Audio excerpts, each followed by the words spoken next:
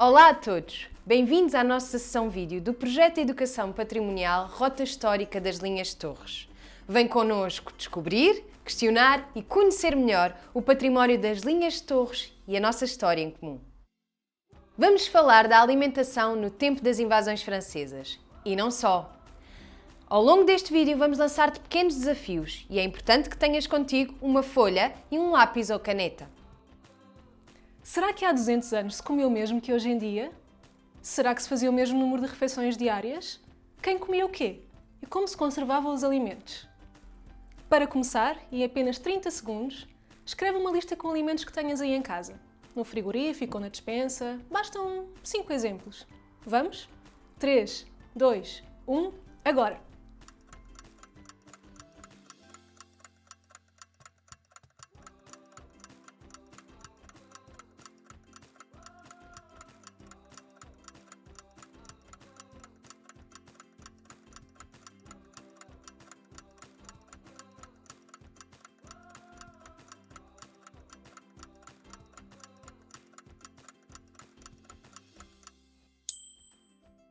Terminou o tempo e acho que conseguimos adivinhar algumas das tuas respostas.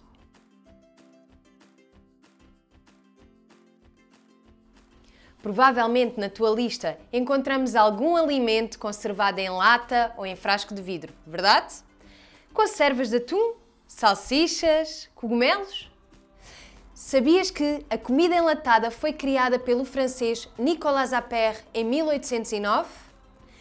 Napoleão Bonaparte ofereceu 12.000 francos a quem fosse capaz de inventar uma forma de armazenar comida em conserva, especialmente a pensar na frente de batalha. Pois é, esta invenção permitiu conservar pequenas porções de comida que pesavam pouco e duravam muito tempo. Passados 200 anos da sua invenção, os enlatados continuam a não faltar na nossa despensa. Voltando agora à tua lista de alimentos. Se lá puseste alguma fruta, tiveste uma excelente ideia. A fruta é essencial à nossa saúde, fornecendo vitaminas e fibras. Se calhar, a tua fruta preferida até é a banana, o ananás, o kiwi. Ora, muita da fruta que nós comemos hoje em dia é exótica. Isto significa que ela é originária de uma outra região. Mas na época das invasões francesas, estas frutas não chegavam às mesas de todos. A maioria das pessoas comia a fruta que cultivavam nos seus próprios pomares. Também os frutos secos, como as amêndoas, as avelãs ou as nozes, eram muito importantes na alimentação naquela época, fornecendo proteínas e energia. Provavelmente, a carne ou o peixe fazem parte da tua lista de alimentos. Nos dias de hoje, muitos portugueses consomem carne ou peixe diariamente, mas será que na época das invasões francesas era assim? Muitas famílias criavam os seus próprios animais para consumo da casa ou para venda. Mas atenção, a carne era apenas consumida em ocasiões especiais e não no dia-a-dia. Era um alimento precioso e há 200 anos não existiam frigoríficos. Todas as partes dos animais eram aproveitadas e conservadas através de diferentes processos, como a salga ou a fumagem. Quanto ao peixe, nesta região era pescado principalmente no rio. Naquela época, os rios tinham uma abundância e diversidade de peixes muito maior do que têm nos dias de hoje. Já o peixe que vinha do mar e era transportado por longas distâncias para que não se estragasse, era seco e conservado em sal, tal como a carne. Os soldados e habitantes das Linhas Torres nunca teriam imaginado que no século XXI iríamos comer tantos nuggets, hambúrgueres e douradinhos. Pois não, nunca imaginariam. Mas há um alimento que faz parte da nossa alimentação há milhares de anos e que tu certamente puseste na tua lista: o pão.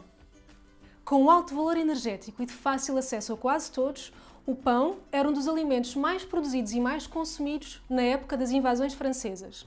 Os cereais com que se fazia o pão eram transformados em farinha nos moinhos. E esses moinhos ainda hoje marcam presença na paisagem de Torres Vedras, Sobral de Monteagraço, Arruda dos Vinhos, Loures, Mafra e Vila Franca de Xira. E será que na tua lista houve espaço para legumes ou leguminosas? Os nossos amigos verdes são desde sempre alimentos muito importantes para a nossa saúde, porque nos fornecem vitaminas e minerais. Hoje em dia, numa ida ao supermercado, encontramos facilmente uma grande variedade de legumes, sempre, em qualquer altura do ano. Há 200 anos, as populações consumiam esses produtos de acordo com a sua sazonalidade, isto é, conforme estavam disponíveis em cada estação do ano.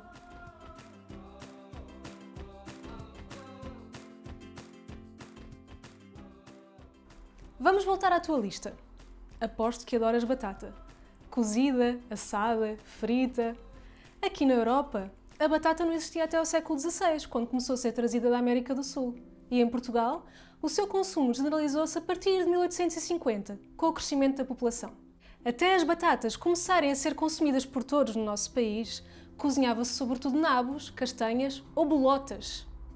E já agora, há outro produto que se calhar puseste na tua lista: o chocolate. Assim como as batatas, o chocolate também veio da América do Sul. E tal como a manteiga se faz a partir do leite, o chocolate faz-se com cacau. Mas, há 200 anos, o chocolate era considerado um alimento de luxo. Estava presente apenas nas mesas dos mais abastados e dos mais poderosos. Por isso, não devia aparecer muitas vezes nas linhas de Torres Vedras. Contudo, o vinho tinha um papel importante na alimentação de toda a população.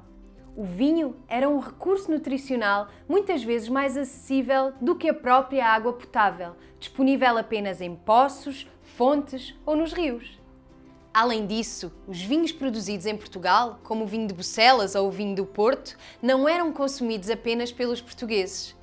Sabias que depois das invasões francesas, tanto os inimigos como os aliados os levaram consigo para a França ou Inglaterra, onde ainda hoje são muito apreciados?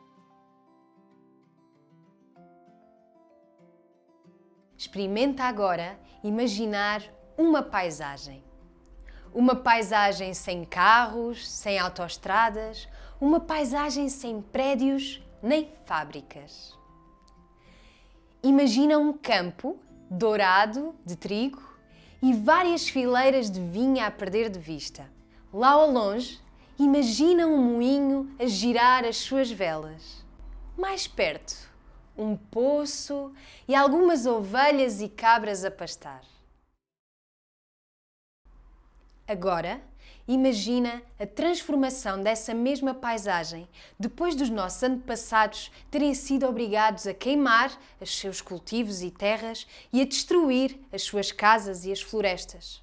Imagina um cenário de ruínas e cinzas. Mas porquê? Durante a guerra contra o exército de Napoleão, uma parte muito importante da estratégia de Wellington foi implementar a política da terra queimada. Esta estratégia foi utilizada muitas vezes ao longo da história, um pouco por todo o mundo. Nas invasões francesas, ela foi decisiva. As populações foram obrigadas a destruir casas, pontes, moinhos, a queimar florestas, a queimar colheitas, a abandonar animais e tudo o que não pudessem levar consigo para o interior das linhas de torres.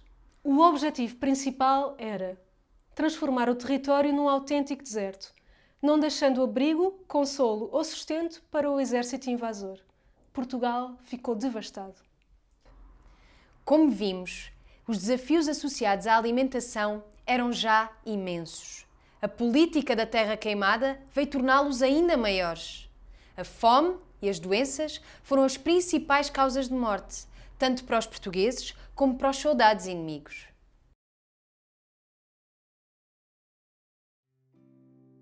Como sabemos que gostas de desafios, deixamos-te mais um para fazeres até ao próximo vídeo.